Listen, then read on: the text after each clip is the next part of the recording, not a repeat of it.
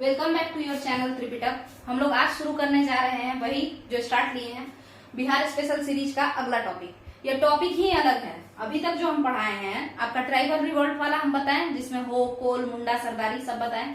1857 revolt भी हो चुका है बिहार के कंटेक्स्ट में। बाकी इंडिया के कंटेक्स्ट में अभी एंशिएंट इंडिया शुरू किए हैं। तो अगर आप लोग जो है पसंद आए वीडियो, सब्सक्राइब शेयर वगैरह कीजिए। और फर्स्ट 1000 सब्सक्राइबर को आपको तो पता ही होगा कि फर्स्ट 1000 सब्सक्राइबर को क्या मिलेगा, तो बैच मिलेगा, फ्री बैच। या इसी चैनल का एक ऐप बनाएंगे और वहां पे फ्री बैच हम देंगे बीपीएससी से रिलेटेड। बीपीएससी मतलब ऐसा मत समझिएगा बीपीएससी मेंस नहीं, बीपीएससी पीटी में वो सही रहेगा। बिहार स्पेशल जो सीरीज है वो, उसके अलावा बाकी एसएससी के लिए जीके जीएस और आपका वनडे एग्जाम का जो भी है सबका जीके जीएस, और सीटेट के लिए जो फर्स्ट 1000 सब्सक्राइबर रहेंगे, अब जो जिस चीज का तैयारी कर रहे होंगे, तो सीटेट वाले अगर होंगे तो उनको एनसीईआरटी सीरीज का, चाइल्ड एंड पेडागोजी का नहीं, क्योंकि हम उसके बारे में उतना अच्छे से नहीं जानते हैं, तो चाइल्ड डेवलपमेंट पेडागोजी का नहीं, बल्कि एनसीईआरटी सीरीज का 6 to 8 का पूरा, चाहे आप साइंस लें या फिर आप एसएसटी लें, ठीक है, तो वहां तक का हम लोग कंप्लीट करेंगे। और हम मैथ का भी कराने का सोचे हैं, बट चूंकि बहुत ज्यादा हो जा रहा है, सिर्फ हम लोग 2 ही लोग काम करते रहते हैं, एक हम और एक मेरी बहन, जिस वजह से उतना ज्यादा कंप्लीट करना थोड़ा मुश्किल है। क्योंकि यहाँ पे हम प्रीवियस ईयर क्वेश्चन का सीरीज भी संडे टू संडे करवाएंगे, ठीक है। तो चलिए स्टार्ट लेते हैं। देखिए यहाँ पे थोड़ा बहुत बताना पड़ता है क्या क्या चल रहा है चैनल पे, अगर कोई नए हैं तो। फर्स्ट 1000 सब्सक्राइबर को क्या मिलेगा, तो एक बैच लॉन्च करेंगे जब मोनेटाइजेशन हो जाएगा तो, और वो एक ऐप पे, और वहां पे फ्री का जो है दिया जाएगा फर्स्ट 1000 सब्सक्राइबर को, जो भी उनको जरूरी है, जो उनके लिए ज्यादा जरूरी है वो वाला बैच। जरूरी थोड़ा है कि सब लोग सीटेट का ही तैयारी करते हो सकता है कोई बिहार दरोगा में बैठे, तो उसके लिए भी लूसेंट मॉडल चला रहे हैं हम, वनडे एग्जाम वाला। चलिए स्टार्ट लेते हैं। तो होम रूल मूवमेंट बिहार में है ना, टॉपिक क्या है, होम रूल मूवमेंट बिहार में। इसको जानने के लिए ना आप लोग थोड़ा कहानी सुनिए। हिस्ट्री में बहुत ही मतलब मजा का बात ये होता है कि इसमें पीछे का कहानी आप लोग अगर जान ले तो और ज्यादा अच्छा होता है। तो देखिएगा, होम रूल मूवमेंट बिहार में आने से पहले किसके दिमाग में आया, तिलक के, बाल गंगाधर तिलक के दिमाग में आया। वो सोचे कि देखिए कैसे कैसे होम रूल मूवमेंट आया है, ध्यान से देखिए। वो सोचे कि भाई फर्स्ट वर्ल्ड वॉर चल रहा है, ठीक है। फर्स्ट वर्ल्ड वॉर स्टार्ट हुआ था 1914 के समय में, 1918 तक चला, ठीक है। ये जो है फर्स्ट वर्ल्ड वॉर चल रहा है, ठीक है। अब वो सोचे कि एक काम करते हैं, क्योंकि ब्रिटिशर्स क्या बोले थे, वादा किए थे, क्या वादा किए थे कि हम तुम लोगों को क्या देंगे, हम तुम लोगों के लिए स्वराज सोचेंगे। स्वराज क्या होता है, क्या आजाद करने का बात कर रहे थे क्या ब्रिटिशर्स, नहीं, आजाद करने का बात नहीं कर रहे थे। स्वराज का मतलब होता था इस जमाने में, इस वाले पीरियड में स्वराज का मतलब होता था कि जो ब्रिटिशर्स है ना, हाँ, वो ब्रिटिशर्स हम लोगों को इंटरनल मैटर में बहुत ज्यादा आजादी दे देंगे। समझ में आया, इंटरनल मैटर में, एक्सटर्नल मैटर में नहीं, विदेशी मामलों में वो खुद रहेंगे, यहाँ तक कि सेना का अधिकार भी सारा अपने पास रखेंगे, मगर पंचायती राज पूरा हम लोग को दे देंगे। उसके बाद फिर मिनिस्टर अंदर में हम लोग बनेंगे, सारा डिपार्टमेंट हम लोग खुद देखेंगे, यानी कौन, भारतीय देखेंगे। तो ऐसा झांसा दे करके 1914 में हम लोगों को सैनिकों को, भारतीय सैनिकों को ये ब्रिटिशर्स उठा करके ले गए और फर्स्ट वर्ल्ड वॉर में क्या करवाएं, शहीद करवाएं। तो चलिए, अब जब 1516 आ गया, 1916 आ गया, तो 1916 में हम लोग क्या देखते हैं, देखिएगा एस्पिरेंट, कि तिलक के मन में ये आता है कि भाई कब से कह रहा है कि होम रूल देंगे। होम रूल मतलब क्या होता है, स्वराज मतलब घर के अंदर तुम्हारा रूल चलेगा, बाकी बाहर हम लोग देखेंगे, ठीक है। तो कब से कह रहा है कि स्वराज देंगे, अब दे भी दो, है ना, ऐसा कहते हैं तिलक। तो अब इसी पे तिलक की एक फ्रेंड कहिए या फिर मतलब ऐसा नहीं है, कुछ गलत नहीं लेना है, तिलक एक अपने मतलब एक नेता से मिलते हैं। उन नेता का नाम रहता है एनी बेसेंट, ठीक है, एनी बेसेंट। देखिए ये एनी बेसेंट जो है ना, ये कहाँ की है, आयरलैंड की। आयरलैंड में पहले होम रूल चला था, आयरलैंड में पहले एक चीज चला था जिसका नाम था होम रूल, एक मूवमेंट चला था, होम रूल मूवमेंट आयरलैंड में पहले। तो उसमें भी बात यही था कि अंदर हम लोग राज करेंगे, बाहर का तुम रख लो, मतलब विदेशी मामला अपने पास रख लो, सैन्य अधिकारी सारा अपने पास रख लो, जो भी आर्मी रिलेटेड है, और परमाणु हथियार उस समय नहीं था, जो भी आर्म्स है ये सब जो भी है वो सब अपने पास रखो, हम लोग को अंदर का जितना भी मैटर है ना देश के अंदर का, वो इंडियंस के ही हाथ में दे दो। तो सेम वही बात आयरलैंड वाले जो थे, कहते थे कि अंदर वाला जितना भी मैटर है वो आयरलैंड वालों को दे दो। अच्छा, एक कमेंट में बताइए आप लोग, आयरलैंड जो है वो कौन से प्रायद्वीप पे है, किस पेनिनसुला पे है? चलिए आगे समझते हैं। तो एनी बेसेंट बोली तिलक से क्या कि स्वराज मांगना है, तो मेरे साइड में एक होम रूल मूवमेंट चला है, उसमें भी यही बात है कि अंदर हम लोग राज करेंगे, बाहर में तुम लोग करना। मतलब भारत का बाहरी मैटर जो होगा ना किसी और देश के साथ, मान के चलो भारत को भूटान से कुछ लेना देना है, तो क्या होगा? तो भारत को भूटान से अगर कुछ काम है तो वो ब्रिटिश सरकार समझेगी। इसको एक और तरीके से हम समझा दें, कुछ लोगों को कंफ्यूजन होता है स्वराज में। जैसे देखिए, नीतीश कुमार बिहार के सीएम, ठीक है, तो बिहार के जो सीएम है नीतीश कुमार, ये क्या करेंगे? जो भी बिहार के अंदर का मैटर है सब नीतीश कुमार खुद देखेंगे, पूरा ऑटोनॉमी है, ठीक है, पूरा स्वतंत्र है ये नीतीश कुमार इसको देखने के लिए। बट आज अगर बांग्लादेश को, चलिए छोड़िए, नेपाल को बिहार से कोई ये करना हो, एग्रीमेंट करना हो, ठीक है, मान के चलिए वाटर ट्रीटी एग्रीमेंट करना हो, तब नीतीश कुमार साइन करने नहीं जाएंगे, मोदी जी साइन करने जाएंगे। जबकि वो वाटर ट्रीटी एग्रीमेंट किसके साथ हो रहा है? नेपाल का बिहार के साथ हो रहा है, फिर भी नीतीश कुमार नहीं जाएंगे। क्यों? क्योंकि नीतीश कुमार स्टेट लेवल पे हैं, वो अंदर स्वतंत्र हैं, बाहरी मैटर में स्वतंत्र नहीं है। यही तो होता है होम रूल, इसी को तो कहते हैं होम रूल, कि अंदर हम लोग को स्वतंत्रता दे दो और बाहर का मैटर में तुम खुद जाओ, अपने बाहरी लोगों से मिलो, कोई दिक्कत नहीं है, ठीक है। तो यही स्वराज था, उस जमाने में स्वराज यही था। अब क्या हुआ कि जो एनी बेसेंट है वो बोली क्या, बोली कि होम रूल ऐसा ही है, तो चलिए हम लोग होम रूल स्टार्ट करते हैं। इसी पे बात चल रहा था, तभी बात में हुआ क्या, अप्रैल 1916 आ गया, ठीक है, बात में अप्रैल 1916 आ गया। स्वराज तिलक आज से नहीं कर रहे थे, 1905 का 1905 का स्वदेशी मूवमेंट याद कीजिए, वहां पे भी तो तिलक स्वराज का ही डिमांड कर रहे थे ना। तभी तो 1907 में क्या हुआ था, सूरत स्प्लिट। इनका कोई बात नहीं माना जब तिलक का जब कोई बात नहीं माना, बेचारे सूरत स्प्लिट करवा लिए, ठीक है। तो अब समझते हैं, तो अप्रैल 1916 में स्वराज को ही एक नए नाम से मांगना शुरू किया ये लोग। तिलक अपना एक कमेटी बनाए, होम रूल कमेटी या home rule league. Home rule league मतलब कमेटी ही होता है, ठीक है। जैसे मुस्लिम लीग क्या है, ग्रुप है ना। तो 28 अप्रैल 1916 को ये बना था। इतना डेट वगैरह, हालांकि बीपीएससी पूछता है, बीपीएससी बहुत अजीब है, वो डेट पूछ देता है, तो आप लोग देखिएगा अपना अपना एग्जाम के हिसाब से डेट वगैरह समझते रहिएगा। 28 अप्रैल 1916 को होम रूल लीग ये एक कमेटी, एक ग्रुप बन करके तैयार होता है। इस ग्रुप में कैसे कैसे लोग होते हैं, तो इस ग्रुप में वो लोग होते हैं जो स्वराज का डिमांड चाहते हैं, जो अपने अंदर राज करना चाहते हैं, ठीक है। तो ये बन गया, और ये स्टेट लेवल का नहीं है, बिहार का बात नहीं कर रहे हैं।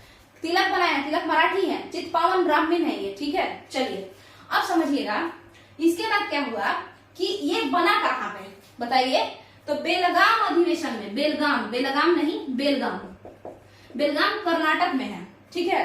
बट कर्नाटक में है, ठीक है, मगर उस समय क्या था कि पूरा का पूरा सब बंबई के नाम से कह सकते हैं, तो बेलगाम कॉन्फ्रेंस उसको कह रहे हैं, जो कि बंबई, ठीक है, बेलगाम कॉन्फ्रेंस में। अच्छा, कर्नाटक भी आप लिख सकते हैं, अगर बंबई आया तो वो भी सही कीजिएगा, ठीक है। देखिए, तो बेलगाम कॉन्फ्रेंस, ठीक है, वहां पे क्या हुआ बताइए, बेलगाम कॉन्फ्रेंस में क्या हुआ बताइए, ये चीज होम रूल लीग का उद्घाटन किए। होम रूल लीग मतलब ग्रुप, उसका उद्घाटन किए, आंदोलन नहीं किए हैं, एक ग्रुप बनाए हैं जो सारे लोग होम रूल चाहते हैं। 28 अप्रैल 1916 के बेलगाम अधिवेशन में, ठीक है। यहाँ पे कौन किए हैं, तिलक, श्री बाल गंगाधर तिलक, ठीक है। अब आगे समझते हैं, इसके बाद क्या किए हैं बताइएगा।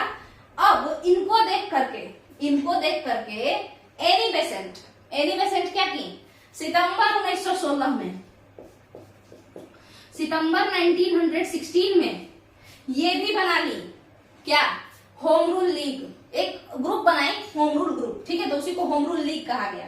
जब ये बना ली तो ये कहाँ बनाई, मद्रास में, तमिलनाडु साइड में, वहां पे अदयार में इनका क्या था, अदयार में एनी बेसेंट का अपना ये था, मतलब वहां पे इनका हेडक्वार्टर था, तो वही, तो अदयार में, मद्रास में ये अपना बना ली, ठीक है। समझ में आ गया होगा आप लोग को। अब आगे समझते हैं, तो दो होम रूल लीग का शाखा खुल गया, दो ग्रुप, मतलब होम रूल लीग एक ही ग्रुप था, माइंडसेट भी दोनों का सेम था कि स्वराज चाहिए अंदर, ठीक है। मगर सुनिए, दो जगह पे खुला, एक तो महाराष्ट्र वाले साइड में और एक मद्रास वाले साइड में। तो अब 2 लीडर हो गए। देखिएगा कितने लीडर हो गए, बताइए जरा कितने लीडर हो गए। ये सब ध्यान से सुनिए, ऐसा मत समझिएगा कि सिर्फ बिहार स्पेशल में केवल बिहार स्पेशल का ही बात सुनेंगे, बाकी चीजों को भी तो समझना है ना। देखिए अब एनी बेसेंट और तिलक, ठीक है, कौन कौन, एनी बेसेंट और तिलक को 2 ग्रुप में बांटते हैं। चलिए आइए, तो एनी बेसेंट प्लस तिलक। देखिए अब ये मद्रास में इनका अपना वाला होम रूल लीग, इनका जो कमिटी था या इनका जो पार्टी था समझ लीजिए, तो ये मद्रास में हो गया। इसके अलावा तिलक का जो पार्टी है वो कहाँ है, तो बम्बई में, बॉम्बे। अब हुआ क्या एनी बेसेंट के साथ कि ये लोग दोनों आपस में डिसाइड किए कि हम लोग क्या करेंगे, प्रचार प्रसार करेंगे इस चीज का। तो तिलक क्या कहे कि देखिए हम बॉम्बे वाला जो रीजन है, बॉम्बे मध्य प्रदेश मतलब आसपास का जो रीजन है, हम वहीं पे देखेंगे। तो एनी बेसेंट को क्या मिला, बिहार का रीजन। आपको बिहार से ही तो लेना देना है ना, अभी बिहार स्पेशल में, ऐसे तो पूरे देश से ही लेना देना है। चलिए, तो बिहार का जो रीजन मिला वो एनी बेसेंट की अध्यक्षता में, मतलब एनी बेसेंट का ही ग्रुप, एनी बेसेंट वाला जो होम रूल लीग था वो बिहार में चाहता था कि होम रूल मूवमेंट स्टार्ट हो जाए। समझ में आया, क्योंकि तिलक इधर देख रहे थे बॉम्बे और अगल बगल के रीजन में। तो अब समझते हैं आगे। इसके बाद क्या हुआ कि एनी बेसेंट एनी बेसेंट यहाँ पे बिहार में अपना आती खुद नहीं है, मतलब प्रमोशन होता है, लोग आते जाते रहते हैं। अच्छा, एनी बेसेंट से कौन कौन लोग जुड़ते हैं इनके ग्रुप में, देखिएगा, तेज बहादुर सप्रू, उसके अलावा पंडित नेहरू, जवाहरलाल नेहरू, मोतीलाल नेहरू, सब लोग जुड़ जाते हैं, समझ जाइए। तो ये लोग सब लोग जुड़ जाते हैं एनी बेसेंट के ग्रुप में। तिलक का स्वभाव थोड़ा सा एग्रेसिव होता है, जिस कारण से इनके ग्रुप में बहुत ज्यादा लोग रहते नहीं है, इनके दोस्त ही कम लोग रहते हैं, ठीक है। अब बिहार आ चुका है आपका होम रूल लीग। अब ये होम रूल लीग बिहार में होम रूल मूवमेंट करना चाहता है। तो अब बिहारी होम रूल लीग के बारे में बात करें तो 16 दिसंबर, कब खुला था, सितंबर में यहाँ पे 1916 में ये खोली। उसके बाद प्रमोशन करते करते बिहार पहुंचाइए लोग, ये वाला ग्रुप एनी बेसेंट का। 16 दिसंबर 1916 को क्या हुआ बताइएगा, बिहार के पटना में होम रूल लीग स्टैब्लिश किया गया, बनाया गया, कमिटी बनाया गया, ठीक है, 16 दिसंबर 1916 को। तो होम रूल लीग बन गया, ये ग्रुप है और जो कि मूवमेंट करेगा, यही वाला ग्रुप आंदोलन करेगा स्वराज के लिए, ठीक है। तो देखिएगा अब इसके प्रेसिडेंट यानी इसके अध्यक्ष किसको बनाया गया, होम रूल लीग का अध्यक्ष बिहार में कौन बना बताइए, तो मजहरुल हक। उसी तरीके से सेक्रेटरी कौन बने, सचिव कौन बने, मजहरुल हक तो अध्यक्ष है ना होम रूल लीग के बिहार के। सेक्रेटरी यानी अध्यक्ष कौन बने बताइए, सॉरी सेक्रेटरी यानी सचिव कौन बने, एक मिनट रुक जाइए, सेक्रेटरी यानी सचिव कौन बने, देखिएगा। तो सचिव जो बने हैं वो हैं 2 लोग। अब उनका नाम जो है वो देखिए, वैद्यनाथ नारायण और चंद्रवंशी सहाय, ठीक है। तो आप इसको मतलब ट्रिक से याद कर सकते हैं, जो भी बीएससी ऐसे करके, बीसी ऐसे करके याद कर लीजिएगा। क्या है, वैद्यनाथ नारायण, तो वी देखिए, वैद्यनाथ नारायण, तो यहाँ पे वी, और चंद्रवंशी सहाय,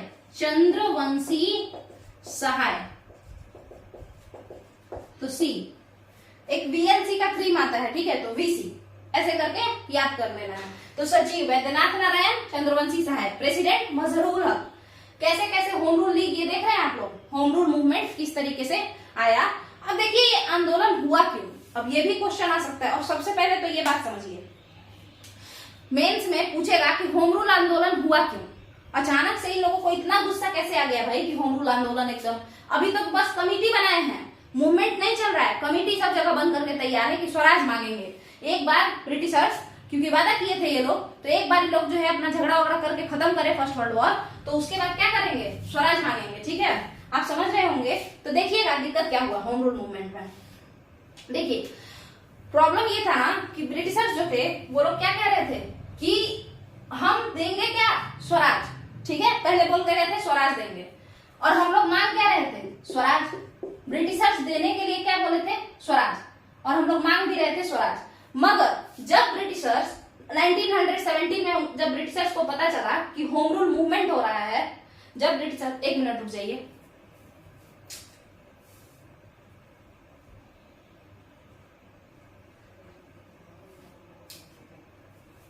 देखिए अब जब ब्रिटिशर्स को ये पता चला कि होम रूल लीग यानी एक ऐसा ग्रुप बनाया जा रहा है फिर से तिलक के द्वारा जिसमें कि स्वराज का डिमांड होगा, तो वो लोग फटाफट 1970 में एक चीज लेकर के आए। और वो क्या था? तो वो था मॉन्टेग्यू PAGUE मॉन्टेग्यू डिक्लेरेशन। ठीक है, ये मॉन्टेग्यू डिक्लेरेशन अगस्त 1917 में आता है। कब आता है? अगस्त 1917 में। Declaration DECLARATION। ठीक है, TION। देखिए यहाँ पे, तो ये अगस्त 1917 में आता है। ठीक है, मांग रहे हैं तिलक स्वराज। ब्रिटिशर्स वादा करके गए थे कि स्वराज देंगे, मगर देते क्या है वो सुनिए। इन लोगों को स्वराज तो नहीं ही देते हैं ये लोग। इस डिक्लेरेशन में लिखा रहता है कि स्वराज तो नहीं देंगे, ठीक है, प्रांतीय स्वायत्तता भी नहीं देते हैं, मतलब प्रोविंशियल ऑटोनॉमी, मतलब राज्य के अंदर, एक स्टेट के अंदर, पूरे देश के अंदर तो छोड़िए, एक स्टेट के अंदर भी ये लोग ऑटोनॉमी नहीं देते हैं, अपना पावर रखते हैं। तो उसको स्टेट के अंदर वाला जो ऑटोनॉमी होता है ना, तो उसी को प्रांतीय स्वायत्तता कहते हैं। स्वायत्तता समझिए, प्रांतीय स्वायत्तता को हिंदी में क्या, इंग्लिश में क्या कहेंगे? Provincial autonomy.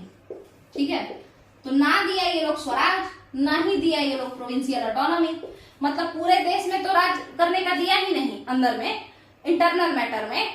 उसके अलावा राज्य स्तर पे, मतलब बिहार लेवल पे, यूपी लेवल पे, वहां पे भी कोई पूरा स्वतंत्रता नहीं दिया। और दिया क्या ये मॉन्टेग्यू डिक्लेरेशन? तो दिया ये क्या दिया बताइएगा? तो ये दिया प्रोविंशियल डायरकी, मतलब प्रांतीय द्वैध शासन व्यवस्था। सारा अच्छा काम, जैसे रेवेन्यू कलेक्शन का काम ब्रिटिशर्स अपने हाथ में रख लिए, और हॉस्पिटल बनाने का काम इंडियन मिनिस्टर्स को दे दिए, स्कूल बनाने का काम इंडियन मिनिस्टर्स को दे दिए, पैसा सारा खुद रख लेते थे। द्वैध शासन व्यवस्था में मतलब दो लोग शासन करेंगे, दो ग्रुप शासन करेगा। तो एक ग्रुप ब्रिटिशर्स, एक ग्रुप इंडियन मिनिस्टर्स काम करेंगे और ब्रिटिशर्स सारा पैसा लेंगे, टैक्स का सारा पैसा वो लोग अपने लिए रख लिए। तो सोचिए कैसा हुआ ये, काफी बेहुदा वाला बात हुआ ये, है ना। तो ये दिया हम लोगों को, ये ब्रिटिशर्स सब बेवकूफ बनाया। तब तिलक इस मॉन्टेग्यू डिक्लेरेशन को क्या बोले बताइएगा? इस मॉन्टेग्यू डिक्लेरेशन को तिलक बोले, जब उनको पता चल गया कि बेवकूफ बना दिया हम लोगों को, और तब तिलक मॉन्टेग्यू डिक्लेरेशन को बोले कि ये तो सनलेस डॉन है। मतलब डॉन मतलब होता है भोर, ठीक है, तो इसको बोले कि ये उषा विहीन भोर है, ऐसा करके कुछ, या कहिए कि सूर्य विहीन भोर है, ठीक है, ऐसा कुछ, मतलब जिसमें ऐसा भोर है, ऐसा सुबह है जिसमें सूर्य ही नहीं है, ठीक है। सनलेस डॉन बोले किसको? मॉन्टेग्यू डिक्लेरेशन को। मगर इसी मॉन्टेग्यू डिक्लेरेशन पे बना मॉन्टफोर्ड रिपोर्ट, मतलब मॉन्टेग्यू चेम्सफोर्ड रिपोर्ट। उसको ये लोग क्या बोले? कौन? जवाहरलाल नेहरू और मतलब पूरा कांग्रेस ही कह लीजिए, वो लोग क्या बोले कि मैग्ना कार्टा है इंडिया का, मतलब थोड़ा सा हम लोग को ये प्रोविंशियल डायरकी थोड़ा सा दे दिया, थोड़ा सा शासन करने के लिए क्या दे दिया, उसको मैग्ना कार्टा बना दिए। मतलब एक तरीके से मैग्ना कार्टा समझ लीजिए संविधान है ये इंडिया के लिए, अच्छा चीज है। मैग्ना कार्टा अच्छा चीज होता है, एक पेपर जिसपे अच्छा बात लिखा हो, राइट्स का बात लिखा हो, ठीक है, राइट्स का मतलब राइट मतलब अधिकारों की बात, है ना। तो ये लोग बोले क्या, तिलक क्या बोले, ये तो बस बेवकूफ बनाया गया है, ये तो उषा विहीन भोर है। और जो आपके जवाहरलाल नेहरू, कांग्रेस जो है, कांग्रेस उस समय की इंडियन नेशनल कांग्रेस, वो लोग क्या बोला कि नहीं ये क्या है, ये तो मैग्ना कार्टा है, ठीक है। तो बस यहीं पे होम रूल मूवमेंट आपका खत्म हुआ कि क्यों ये होम रूल मूवमेंट स्टार्ट हुआ, इसका क्या क्या असर हुआ, है ना। तो क्यों स्टार्ट हुआ था? बोल के गया था स्वराज देंगे, देवे नहीं रहा था, तो ये लोग स्टार्ट किए, पहले ग्रुप बनाए, उसके बाद फिर जब मॉन्टेग्यू यहाँ के उस समय गवर्नर थे, तो जब मॉन्टेग्यू को पता चला, तो वो क्या किए, वो चुपचाप से एक लॉलीपॉप पकड़ा दिए, एक काम करो प्रांतीय द्वैध शासन ले लो, प्रोविंशियल डायरकी ले लो, स्वराज छोड़ जाओ, भूल जाओ, मतलब स्वराज भूल जाओ, उसके अलावा क्या भूल जाओ, तो स्वराज मतलब पूरे देश पे तो राज करने का तुम बात ही भूल जाओ आंतरिक मामले में। उसके अलावा प्रांतों में भी, स्टेट में भी पूरा स्वतंत्र रूप से राज करने के बाद भूल जाओ। चुपचाप से क्या करो, जितना भी रिस्पॉन्सिबिलिटी वाला काम है, जितना भी मेहनत बर्डन वाला काम है ना, वो सब तुम लोग ले लो। और जो पैसा वैसा लेने का काम है वो लोग हम लोग अपना डिपार्टमेंट बना लेंगे। तो यही था होम रूल मूवमेंट। कारण क्या था, यही सब था। अब मेरे हिसाब से आप लोगों को होम रूल मूवमेंट समझ में आ गया होगा। देखिए, अगर आप लोग को लगता हो कि थोड़ा फास्ट है तो आप लोग के पास ऑप्शन है, क्या कीजिएगा, जाकर के सेटिंग में यूट्यूब के और वहां से स्पीड को कम ज्यादा करते रहिएगा। तो मेरे हिसाब से अब आप लोग को ये समझ में आ गया होगा। एक काम कीजिए, आप लोग इसका स्क्रीनशॉट ले लीजिए, और स्क्रीनशॉट नहीं लेना है मतलब लिख लीजिए, लिखना नहीं है तो स्क्रीनशॉट ले लीजिए, ठीक है। अब क्या करना है, अब अगले टॉपिक को देखना है। अगला जो टॉपिक है, एक मिनट रुकिएगा, अगला जो टॉपिक है वो है खिलाफत मूवमेंट। यहाँ पे ना माइक अभी नहीं है ना मेरे पास, जिस वजह से फैन नहीं चला पाते हैं, इस वजह से थक जाते हैं जल्दी ही। तो छोड़िए ये सब, आप लोग चैनल को सब्सक्राइब कीजिए अगर सही लग रहा है। अगर आपको लगता है कि चैनल को ग्रोथ मिलना चाहिए तो चैनल को सब्सक्राइब कीजिए। बाकी यहाँ पे क्या क्या होगा आप लोग खुद बताइए। तो लूसेंट मॉडल, वनडे एग्जाम वाला चलेगा, क्या क्या चलेगा, जीके जीएस, सीटीईटी, एनसीईआरटी चल रहा है, इस वजह से एनसीईआरटी सीरीज चलेगा। स्टेट स्पेशल, जैसे बिहार का चल रहा है तो उस तरीके से स्टेट स्पेशल सीरीज चलेगा। इसके अलावा प्रीवियस ईयर क्वेश्चन, कई सारे एग्जाम्स के जो भी यहाँ पे हम पढ़ा रहे हैं उससे रिलेटेड कई सारे एग्जाम्स के प्रीवियस ईयर क्वेश्चन। कब, संडे स्पेशल, संडे को आपको बहुत सारा क्वेश्चन में देखने को मिलेगा इसी चैनल पे। तो आप लोग इस चैनल को सब्सक्राइब कीजिए। पहले 1000 सब्सक्राइबर को, अगर आप लोग को पसंद आएगा तभी हम बैच लॉन्च करेंगे, और पहले 1000 सब्सक्राइबर को बैच वो फ्री में देंगे। जिनको जो चाहिए होगा, जो जिस चीज की तैयारी कर रहे होंगे, एक बैच कोई भी फ्री में देंगे। चलिए अब हम लोग स्टार्ट करते हैं। क्या है अगला, खिलाफत मूवमेंट। तो आते हैं खिलाफत मूवमेंट। जानते हैं, देखिए वैसे तो सिर्फ अगर रटवाना हो केवल, ठीक है, कि मतलब खिलाफत मूवमेंट इस दिन हुआ, ऐसे हुआ, ये इसके लीडर थे, तब तो बहुत आसान है। बट बताइए ऐसे हिस्ट्री जान करके आप मतलब आज जानेंगे और कल भूल जाएंगे, फिर आपके लिए भी ये हिस्ट्री हो जाएगा, ठीक है। मगर अगर हम उसको थोड़ा बहुत इधर उधर से जोड़ें, कनेक्ट करें कि ऐसा क्यों हुआ, अचानक से ये लोग ऐसा क्यों करने लगे, तो फिर आप लोग को ज्यादा अच्छे से समझ में आएगा और आप लोग उसको ज्यादा एंजॉय करके याद कर पाएंगे। अच्छा एक बात समझिए, मगर जिन लोगों को जल्दी है ना, अगर ऐसा है कि मतलब जल्दी जल्दी कंप्लीट करना है तो फास्ट मोड पे सुना कीजिए, ठीक है। देखिए बाकी जिनका 1 महीना में एग्जाम है तो वो लोग अभी इस मतलब क्या करना है कि जो पीवाईक्यू इस चैनल पे डालेंगे ना, उसको ज्यादा देखिएगा, क्योंकि इसको हम पूरा अच्छे से नहीं समझाएंगे। तो जो लोग नया नया सीखना शुरू किए हैं वो लोग कैसे समझेंगे, आप लोग खुद बताइए। तो देखिए यहाँ पे खिलाफत मूवमेंट जो है, नाम से ही पता चल रहा है खिलाफ हो जाना। खिलाफत मूवमेंट नाम से पता चल रहा है कि किसी के खिलाफ हो जाना, यही है ना खिलाफत मूवमेंट। तो ये कब हुआ, तो आप लोग समय याद कर लीजिए, 1919 स्टार्ट हुआ इस समय। अब हुआ क्या यहाँ पे, इसको समझते हैं। तो एक बार का बात है कि आपको यहाँ पे पटना में क्या हुआ ना कि 3 लोग थे, ठीक है, 3 लोग, नाम है उनका हसरत मोहानी, हकीम अजमल खान और एक और कौन थे, मौलाना अबुल कलाम आजाद, ठीक है।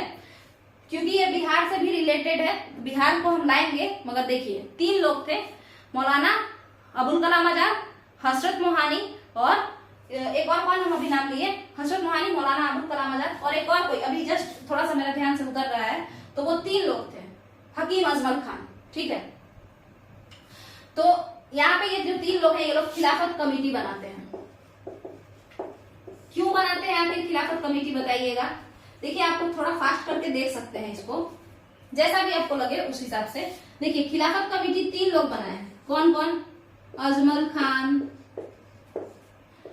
हसरत मोहानी और मौलाना अबुल कलाम आजाद, ठीक है,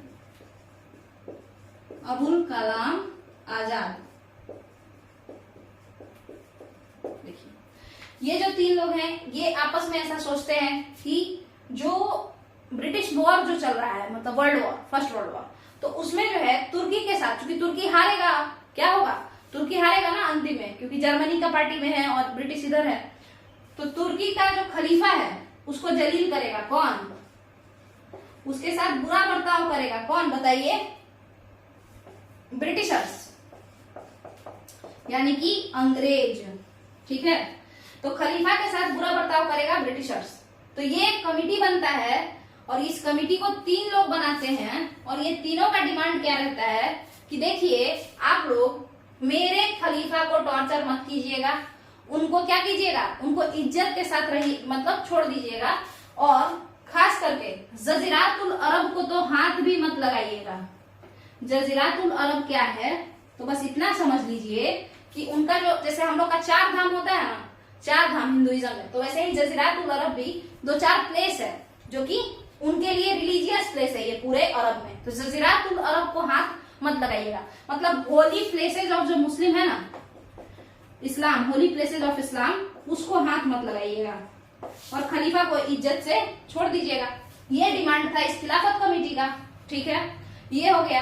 अब इसके बाद क्या हुआ, ये आपको लगता है ब्रिटिशर्स माने होंगे, नहीं, इसके बाद यहाँ पे बाद में मतलब जलील करना ये सब, फिर तुर्की का कई टुकड़ों में तोड़ दिया जाना, डिसमेंबरमेंट ऑफ तुर्की होता है।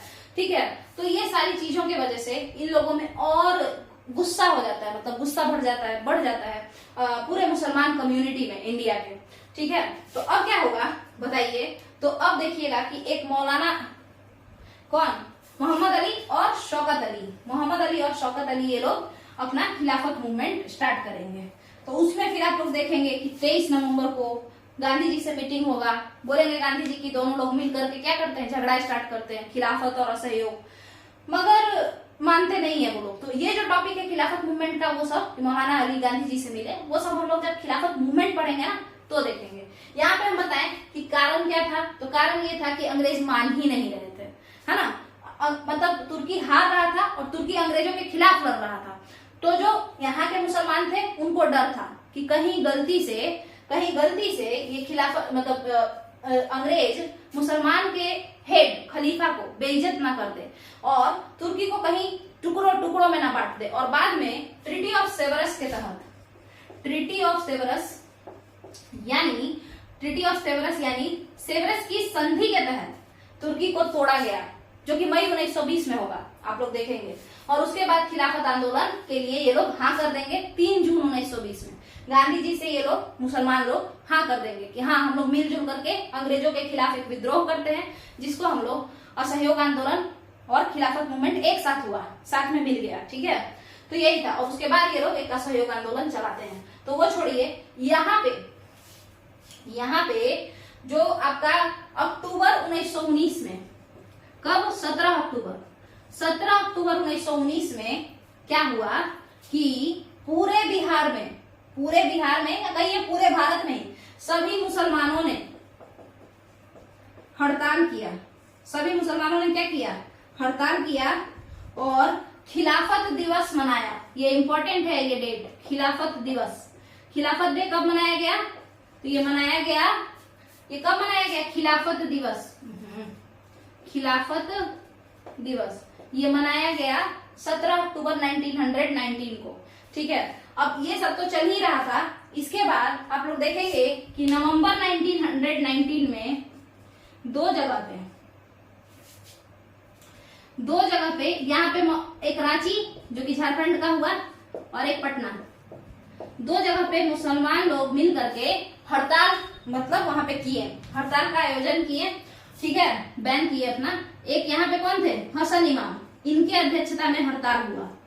और सेम रांची में वैसा ही हड़ताल नवंबर 1919 में मौलाना अबुल कलाम आजाद करवाए। ठीक है, और उसके बाद ये लोग इधर से अपना कुछ कर ही रहे थे, और साथ में फिर ये जुड़ गए ये लोग किससे, खुद बताइए। नवंबर 1919 के बाद मई 1920 में क्या हुआ, मई मतलब मई 1920 में क्या हुआ कि ट्रीटी ऑफ सेवरस हो गया। तुर्की का डिसमेंबरमेंट, तुर्की को तोड़ दिया गया टुकड़ों में, कुछ रूस को दे दिया, कुछ अपने मतलब बोला कि इतना हिस्सा तुम्हारा हो गया, इतना हिस्सा मेरा हो गया, ऐसे बांट लिया सब। ठीक है, तो बात नहीं माना, जब अंग्रेज इन मुसलमानों का बात नहीं माना तो अंग्रेज गांधी जी से मुसलमान गांधी जी से मिले 23 नवंबर 1919 को। पहले मना कर दिए थे, बट बाद में 3 जून 1920 को, मई 1920 में क्या हुआ, ट्रीटी ऑफ सेवरस हुआ, जिसमें तुर्की टूट गया। और 3 जून 1920 को ये मुसलमान गांधी जी से जुड़ने चले गए और खिलाफत कम नॉन कोऑपरेशन मूवमेंट एक साथ में चलना शुरू हो गया। यानी हिंदू मुस्लिम दोनों लोग मिल करके लड़ना शुरू कर दिए। किसके खिलाफ? अंग्रेजों के खिलाफ। देखिए यहाँ पे, तो ये तो नवंबर 1919 है, अभी तो खिलाफत मूवमेंट अकेले चल रहा है। मगर जब मई 1920 या नवंबर 1920 का समय आएगा 1920 का, तो उस समय खिलाफत मूवमेंट और एनसीएम यानी नॉन कोऑपरेशन मूवमेंट दोनों साथ में चलेगा। ठीक है, तो बताइए जरा कि पहली बार खिलाफत दिवस कब मनाया गया? 17 अक्टूबर 1919 को। ट्रीटी ऑफ सेवरस जो हुआ, Sevres SEVRES, treaty of Sevres जो हुआ, या सेवरस की संधि, इसके तहत क्या हुआ, तुर्की को तोड़ दिया गया और उसके बाद ही तो सब हुआ। ये मई 1920 में हुआ था। ठीक है, ये जो कमिटी था, खिलाफत कमिटी, कौन कौन लोग बनाए? ये 3 लोग बनाए। कौन कौन? हकीम अजमल खान, हसरत मोहानी, मौलाना अबुल कलाम आजाद। ठीक है, उसके बाद नवंबर 1919 में क्या हुआ, तो पटना में हड़ताल हुआ, मुसलमानों ने हड़ताल किया हसन इमाम के नेतृत्व में। इसके अलावा नवंबर 1919 में रांची में हड़ताल हुआ मुसलमानों का, किसके लीडरशिप में? मौलाना अबुल कलाम आजाद के लीडरशिप में। ठीक है, और नवंबर 1919 में ये सब हड़ताल क्यों चल रहा है? क्योंकि आपको पता होगा कि अब फर्स्ट वर्ल्ड वॉर खत्म हो गया है, तो इसी वजह से ये सब हड़ताल चल रहा है। किसके खिलाफ बताइए? किसके खिलाफ? ब्रिटिशर्स के खिलाफ। तो अब यहाँ पे आपका ये जो खिलाफत कमिटी या कहिए बिहार का जो खिलाफत मूवमेंट है वो कंप्लीट हो जाता है। तो अब बचा हुआ जो टॉपिक है कौन कौन सा बताइए जरा। तो ये देखिए यहाँ पे, ये पूरा फ्रीडम स्ट्रगल इन बिहार है। अब आप लोग कहेंगे कि चंपारण मूवमेंट कहाँ है? चंपारण मूवमेंट का तो नाम ही नहीं है, और आप बोल रही हैं कि पूरा फ्रीडम स्ट्रगल है। तो चंपारण आंदोलन किसान आंदोलन लेके हम चल रहे हैं उसको, क्योंकि वो किसानों का आंदोलन था। तो जब हम किसानों का योगदान बताएंगे या फार्मर जो लोग स्ट्रगल किए, जैसे आरंभिक किसान आंदोलन, चंपारण मूवमेंट और भी इसी तरीके से कई सारा, तो उसमें हम लोग डील करेंगे किसान आंदोलन में चंपारण मूवमेंट को। इसके अलावा जो मजदूर लोग आंदोलन किए उसको भी हम लोग देखेंगे। फिर टीचर्स का क्या योगदान था, सन्यासियों का क्या योगदान था, क्योंकि हर चीज ही पूछते रहता है बीपीएससी या कोई भी बिहार स्टेट स्पेशल सीरीज में जो भी पूछेगा वो सारा हम यहाँ पे बताएंगे। अगर आप लोग को ये वीडियो सही में समझ में आया हो, बाकी स्पीड का आप लोग खुद ही मैनेज कीजिएगा। जहाँ पे हम स्लो हो वहां पे आप लोग फास्ट कर लीजिएगा, और जहाँ पे हम फास्ट हो वहां पे आप लोग स्लो कर लीजिएगा। तो देखिए हम क्या कह रहे हैं कि अगर आप लोग को ये वीडियो पसंद आया हो तो प्लीज इस वीडियो को शेयर कीजिए, लाइक कीजिए और चैनल को सब्सक्राइब कीजिए, ज्यादा से ज्यादा लोगों तक पहुंचाइए ताकि इसका क्या हो, ग्रोथ हो। अगर आप लोग को लगता है कि इस चैनल का ग्रोथ होना चाहिए तभी शेयर कीजिए। चलिए, थैंक यू।